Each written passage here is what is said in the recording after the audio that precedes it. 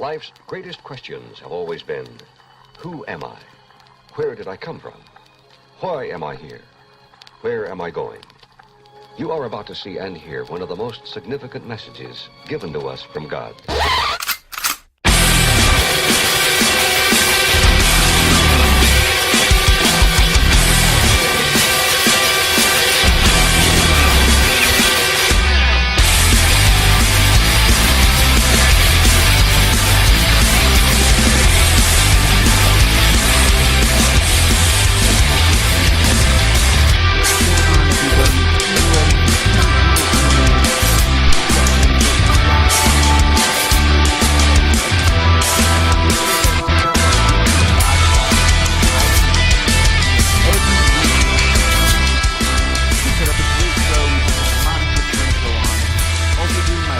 Show with Ted Jack. Make sure you guys check that out. We had a crazy week, guys. Ariel said it the best. This is kind of the calm before the storm, really. And we have UFC 200 coming along, and also the great matchup, the rematch of Jon Bones Jones versus DC. I can't wait. 3 days of nonstop fights. I hope that you guys are ready. But right now, before we get into any UFC 200 talk, we're going to have a little while that we can do that. So I just want to focus on a couple things before anyone gets too crazy and wrapped up. And UFC 200's all we're hearing. I'm not saying it's a bad thing, but there's so much to talk about. We had a crazy week. Make sure you guys go check out ProWrestlingAuthority.com. We'll update you guys with everything going on in the MMA world with the top news. And we also just brought on our newest member of the MMA Authority on ProWrestlingAuthority.com. Right now, recently, it was just me and Ethan from London, England. But now we just got our newest member on, so make sure you guys go check out her article, and I will be introducing her to everyone very soon. I need to get to know her a little better before I can give everyone a good introduction of her. But we have a great show set up for you guys today. A week had with ups and downs, and I'd like to start the show off about this. It's very sad, but at the same time, we had some good news. Rest in peace, Ryan Jimmo. I was watching Cage Side Submissions this Sunday, and Steve Reichel stopped for a second and kind of disappeared and messaged me and was saying, I don't know for sure, but I'm seeing reports of Ryan Jimmo may have been killed today. I didn't know how to stomach that. I didn't know what was going on. So we ended up finding out what happened. Ryan Jimmo was in a parking lot in Canada, and he had an altercation with two people that were in a pickup truck. They got into a brief argument, and as Ryan Jimmo was walking back to his car, the two people in the truck decided it was a big man thing to go run him down, and it ended up taking his life. They ended up fleeing the scene. Luckily, the Edmonton police located the truck the other night, and now we have the two suspects in custody, and justice will be served. We're going to find out exactly what happened and see what these guys have to say for themselves.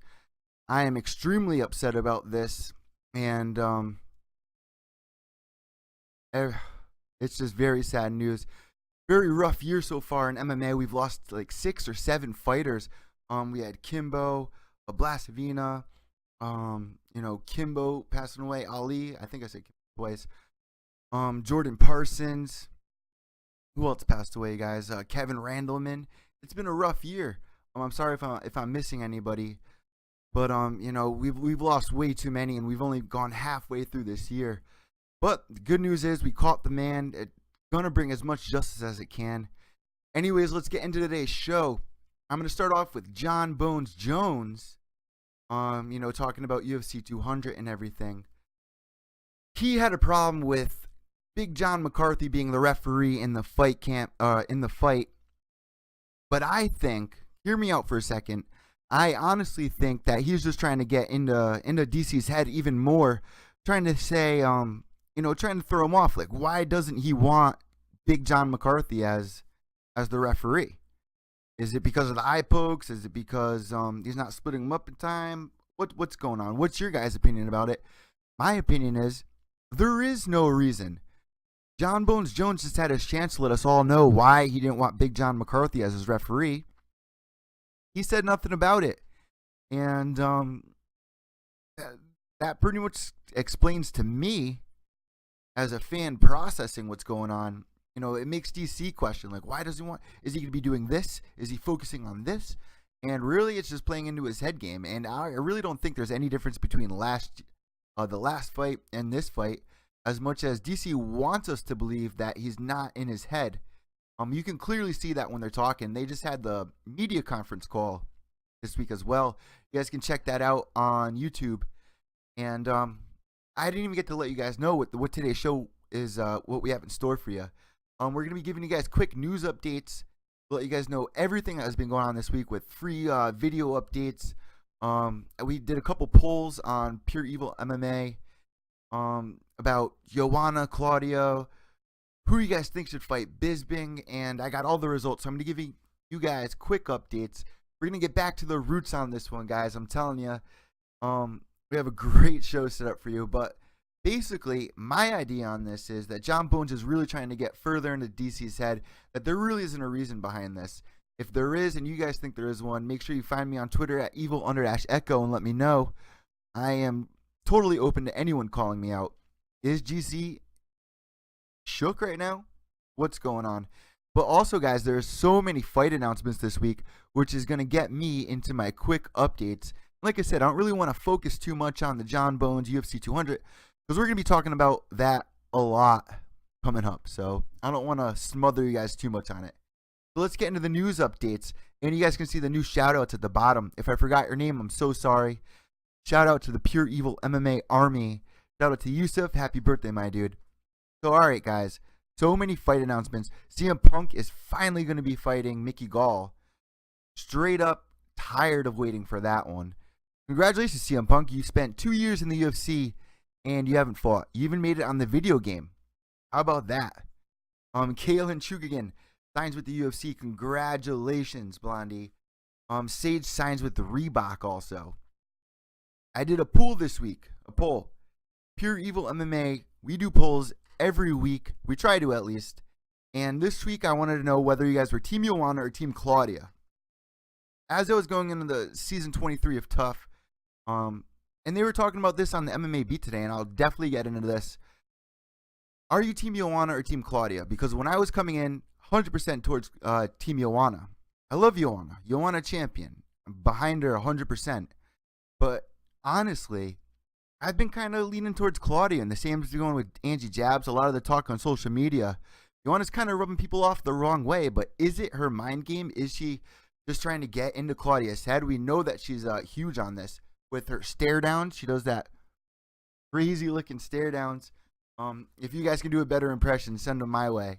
But that's what I got. And that can get in your head. I don't know if you guys just watch or if you guys have ever actually been in the fights, but every little thing about your opponent counts.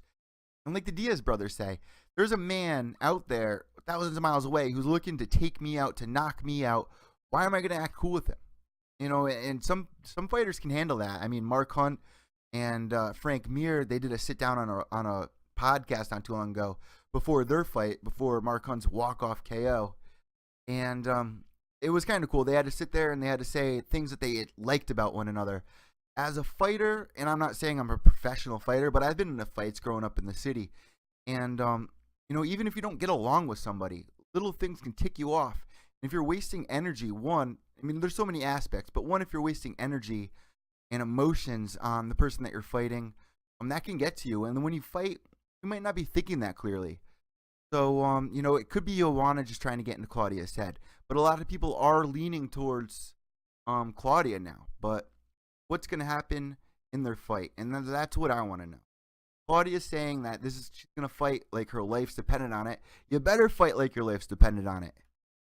So, 53% of you said you're Team Joanna. 47% of you said you're Team Claudia. That was out of 32 votes. Thank you guys for whoever did vote.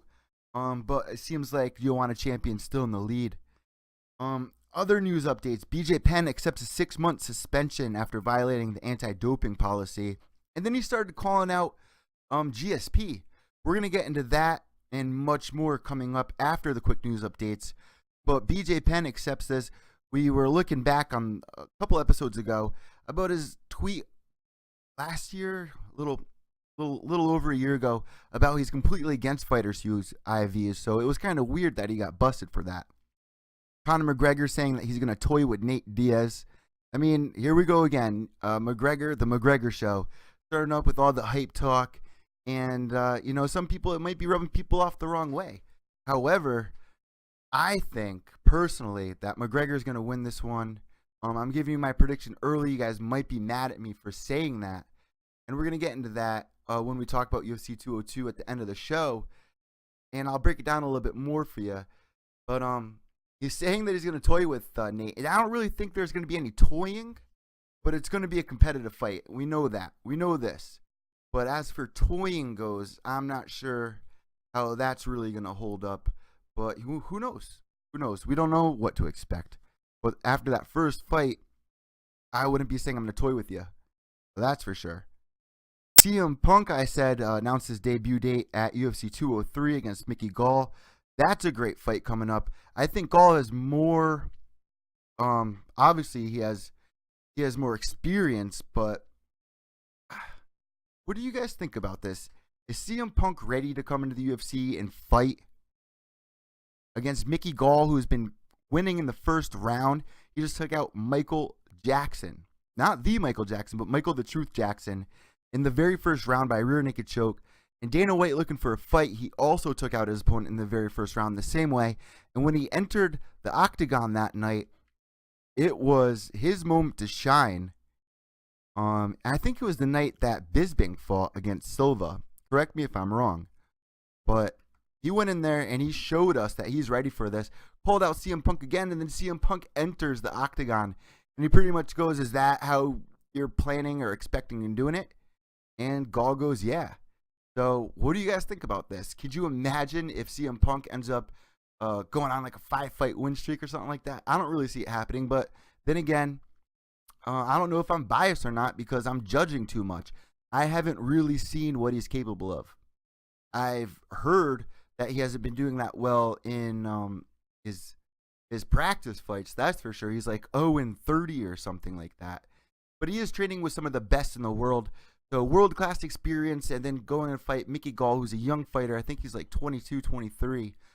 But this kid's hungry for it, and I think he's going to take CM Punk out. I think it's going to be a very exciting fight once that cage door shuts. And as much as people want to complain, it's going to bring people in without a doubt. So I don't think that's going to be on a prelim at all. But it's going to be a main event, but not. It's going to be on the main card, but not a main event fight. I don't see that. That's kind of circusy. And about that, Bellator 157 this weekend with Rumble with Rampage. What did you guys think about that? We were all, I don't know what you guys were all expecting, honestly. He's been on a 5-fight win streak, 4 wins in Bellator, but he's also going up against an Olympic grappler, right? Wasn't he an Olympic grappler, Ishii? It didn't really live up to expectations. However, the rest of the card was amazing. Whether you're a fan or somebody tuning in, you might have got mixed emotions about it. And this has been a lot of the talk. Usually I just focus on the fights, but a lot of the talk has been about Bellator and taking this chance with the kickboxing aspect. They were doing an MMA fight, and then they were doing a kickboxing fight, and then MMA, kickbox, back and forth. I have no problem with kickboxing. There were so many amazing matchups, I thought. I don't know what they're trying to do here because they had events after the Rampage fight. And there were so many good fights, but they didn't promote it enough. They didn't give us a reason to really want to watch it if we're not a diehard fan. I know Ann was saying that now she's a new fan of kickboxing, but there's a better way of going about promoting all of this. There's a better way of doing it, a better way of promoting it. And if you're a commission like Bellator, where you're really trying to get up there with the UFC, should you be taking these chances? And that's what everyone's saying. Should Bellator be making these chances and kind of playing like a gamble almost? Because, yeah, they did bring in, I think it was like 1.3, I don't want to say numbers, but they brought in a good amount of viewers. However, it was kind of confusing, and I'm not going to argue against that. There are amazing matchups, but it was confusing. There's a better way of doing this. I think they should have just done the kickboxing fights first and then the MMA, so people don't get thrown off. But I had no problem with it. However, there is a better way of promoting it. What do you guys think? Find me on Twitter and let me know at evil_echo. That's EVIL_ECCO. Tell me what you think. Was that the right way to going about it? I don't know. I really don't. Kato KO'd Schilling with that spinning back fist. That was exciting. Michael Chandler reclaimed the Bellator title after knocking out Patricky Pitbull. That was exciting. But the way it was promoted, they went off. They went off the deep end. They didn't really try, and that's why they get the criticism they do. There's a better way of going about it, and Bellator did not do that. So let's get into the next good part of the show, the free fights, which are, if you don't have Fight Pass, they're on YouTube. Bones vs. DC, Aldo vs. Edgar, RDA vs. Jason High, and I actually just got to do an interview with Jason High. You guys can check that out on the page right below. Subscribe. We do a weekly show, so if you guys are interested in interviews, we got them. We just had Monica Franco on, Gary Jackson, bantamweight. I just talked to Alan Jabon 2 weeks ago about his upcoming fight at UFC 200. You guys can check that out on Cage Side Submissions with Steve Reichel. Shout out to Steve.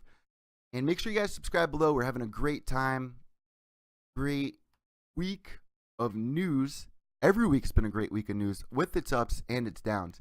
All right, so yeah, RDA versus Jason High. Check out the interview I did with Jason High. He's about to be fighting Justin Gaethje, who's the champion there. I did an interview with him as well. So Holm versus Tate, that's a free fight. Check that out. If you haven't seen it, you're missing out. That's for sure. That whole night was amazing. UFC 196. That was the same night McGregor fought Nate. Those last two fights were amazing. Never forget that. GSP versus Nick Diaz. That fight's up there. Lesnar versus Mir at UFC 100. That's up there. So I got two more quick updates for everyone, and then we can move on to the segue of BJ Penn, GSP, Bisping, Hendo, all.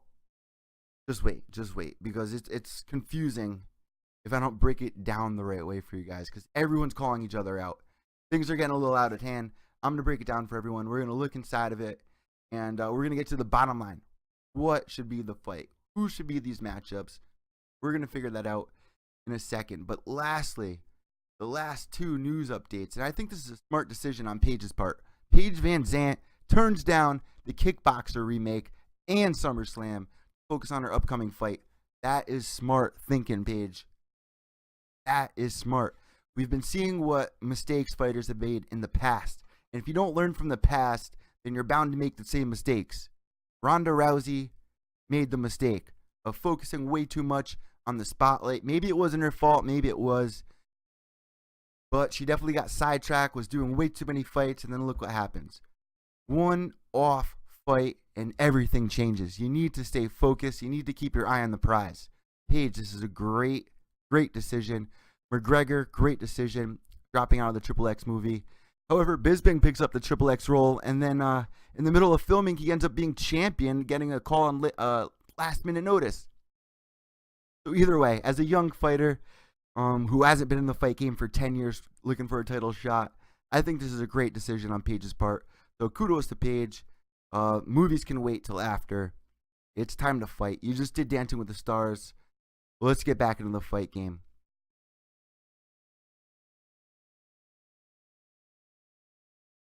This is crazy. BJ Penn is calling out GSP at 155. I do not see that happening anyway. GSP is coming back. I was happy with BJ Penn fighting Seaver and whatever was going to come after that, but not GSP. We do not want to see that fight. They fought in 2006. They fought in 2009. GSP won both times. The first time, I think it was a split decision. The second time, at UFC 94, GSP won via stoppage. So I really don't want to see them fight again. GSP is the champ when it comes to them matching up against each other. However, GSP is calling out Bisping. So this is when things start getting a little crazy. GSP calls out Bisping. Bisping calls out Hendo. And Hendo's calling out Bisping, so I guess that goes back. But who deserves the shot at the belt? Everyone is taking Bisping lightly, thinking that they can just go up, fight Bisping, and take the belt. And it's not going to be that easy. He just beat the greatest of all time, Anderson Silva, and then he just knocked out Luke Rockhold, who beat Chris Weidman, who beat the greatest of all time as well. So where's the argument? I don't see the argument anywhere. Chris Weidman should be fighting Luke Rockhold. Luke Rockhold should be fighting Chris Weidman. GSP, I don't know what to do with GSP yet. We're going to get into that. But Bisping should definitely fight Hendo. And you guys might say I'm crazy for this, but hear me out. Let's switch over to GSP. GSP versus Bisping. That could totally happen. But here's why I think Bisping should fight Hendo. The rankings. I know that Dan Henderson's in 13th place, but we all argue against those rankings. The all-time rankings, let's take a look here. Boom. Dan Henderson is in 2nd. I'll blow this screen up for a little bit for you guys so you can see it a little clearer. But this is all-time rankings for people who are still in the fight game. Try to blow this up a little bit. Bring it down. Boom. Dan Henderson. All right. Anderson Silva. Dan Henderson. Lyoto. Vidor. Chris Weidman. There you go. Right there. That is the real rankings. People put time into these rankings. He is the 2nd ranked contender in the middleweight division right now. And those are real rankings. So why not have this fight set up? What's the argument now? And the coolest part about this, funny part about this, is that Randy Couture was chilling with Dan Henderson, and they were out to dinner with their wives or whatever out at a bar. And everyone was asking on Couture's Periscope whether or what Hendo thought about Bisping. And Hendo picks up Couture's phone and then whips out his nuts and rubs his nuts all over the phone. He didn't really whip his nuts out, but he wiped his nuts on his phone. So that's the matchup I really want to see. Let's take a quick look at the rankings that the UFC has set up compared to the actual rankings. So this is what's throwing everybody off. Here's the rankings for the UFC. Bisping, Rockhold, Chris Weidman, Jacare. And also, Jacare totally deserves a shot at the belt against Bisping, if anyone else. But he's also on suspension. Then we got Vitor somehow in 4th. I don't know how we can explain that. Then Anderson Silva. I mean, look at this. Look at this. Uriah Hall down in 9th. I don't know, guys. I'm going by the all-time rankings, though. That's what I'm looking at here. And if we look at that, 32-14, they break it all down right here. You guys can check that out. That's free for everyone to look at. Scorecard. MMA. But honestly, I didn't agree with this fight at first. I didn't think Hendo should because he's ranked 13th. He's older. He's on his way out. He's already been in his prime twice, arguably. And unfortunately, out of the last, 6 fights? Out of the last 9 fights, he's lost 6. So, why not give it to Jacare? Jacare won his last 9 out of 10 fights. That's who should get it. Hendo's argument, though, is that he beat him at UFC 100, 99, almost 100 events ago. And he deserves that rematch. However, we did another poll on Twitter for Pure Evil MMA, and the Pure Evil MMA Army responded. So thank you guys. You guys all voted for Hendo. So that's the match we should make. GSP calling out Bisping. What do we do about this? Who does GSP fight? Everyone's calling each other out. Weidman's getting into fights with Bisping. GSP calling him out. But GSP made a verbal, not GSP. Bisping apparently, allegedly, made a verbal agreement with Dan Hendo that they want this fight, that he wants this.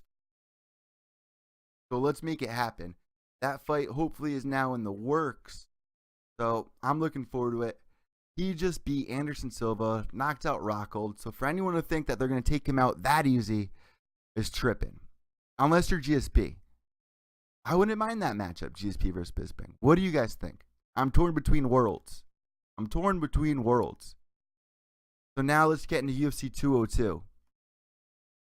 The reason why I wanted to talk about UFC 202 tonight is because there's going to be way too much talk about UFC 200. And like I said at the beginning of the show, there's no problem with that, but this really is the calm before the storm. Ariel said it best on his show. And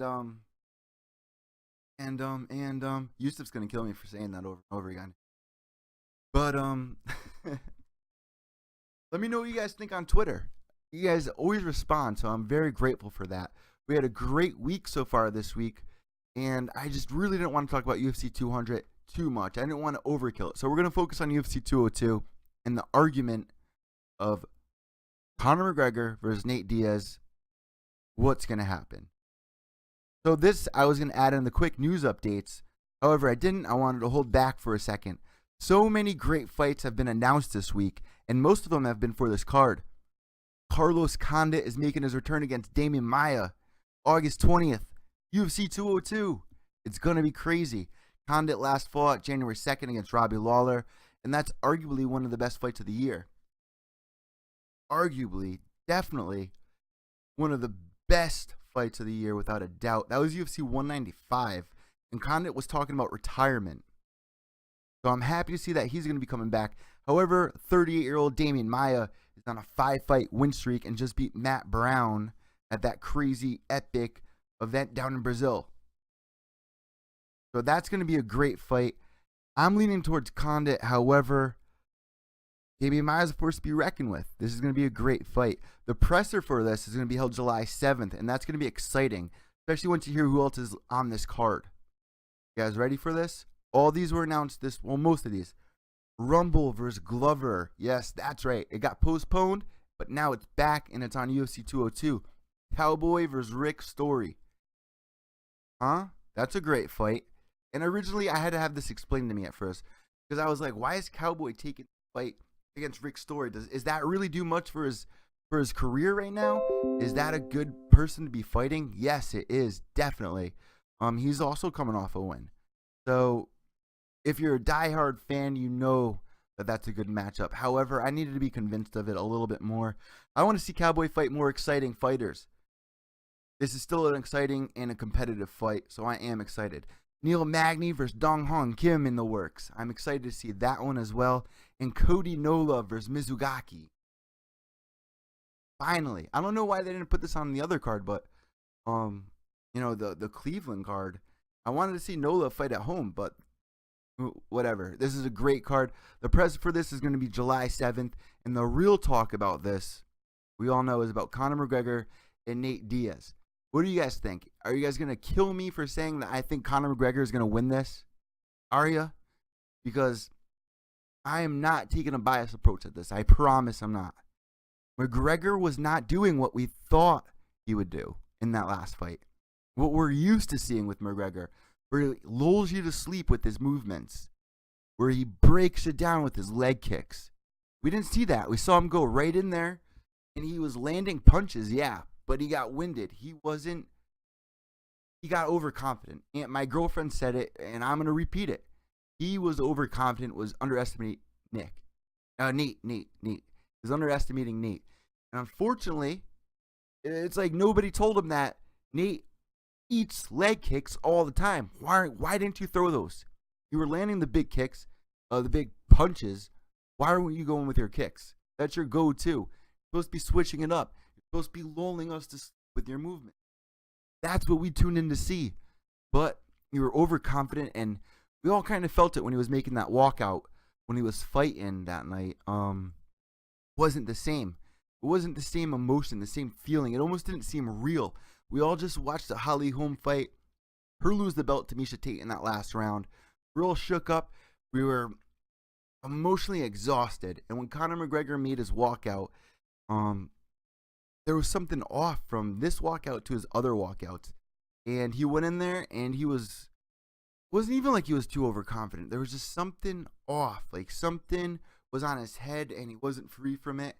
I don't know what it was, but he wasn't doing what he should have done, and now he knows that. And he's been absolutely obsessed with this fight. I know you guys are going to argue with me about this, and I know I'm going to hear a lot about it.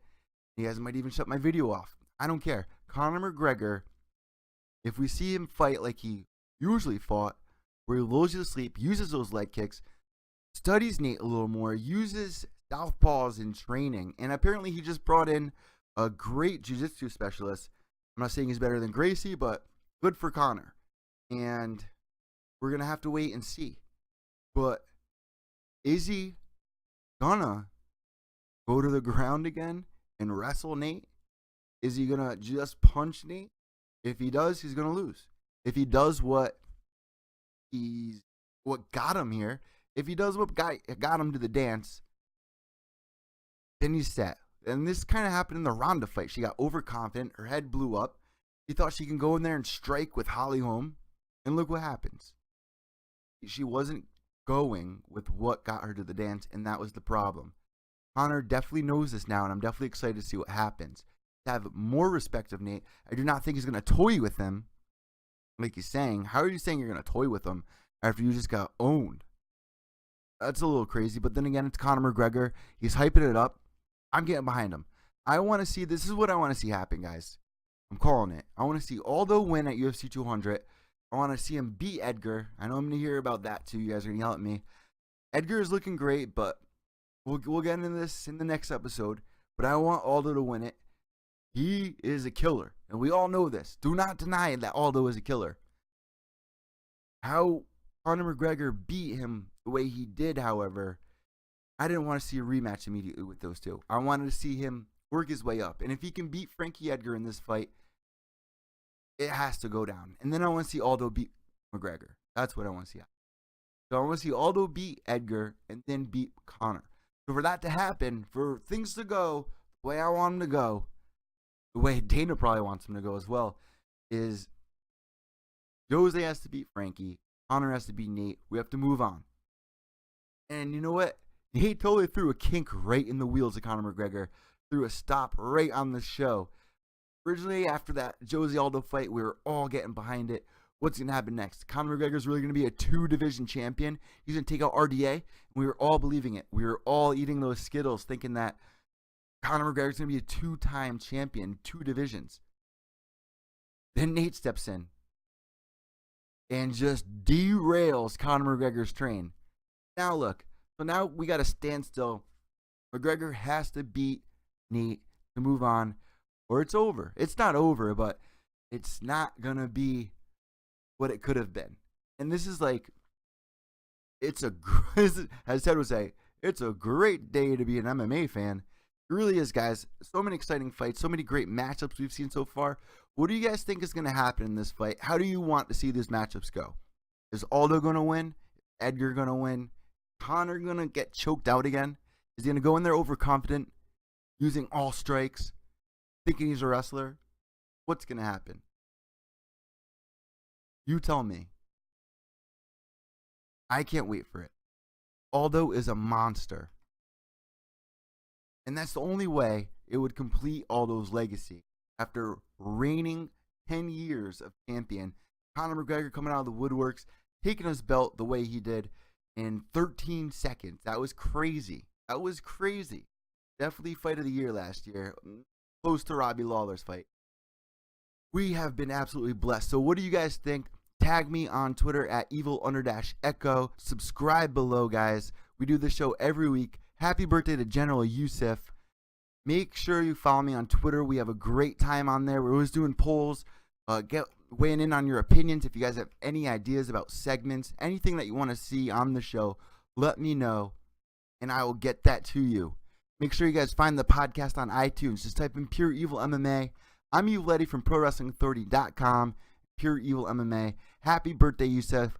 You deserve it, man. I owe you everything, dude. And Pure Evil MMA Army all want you to know how much you mean to them. So have a great night, everybody. Let me know what you guys think.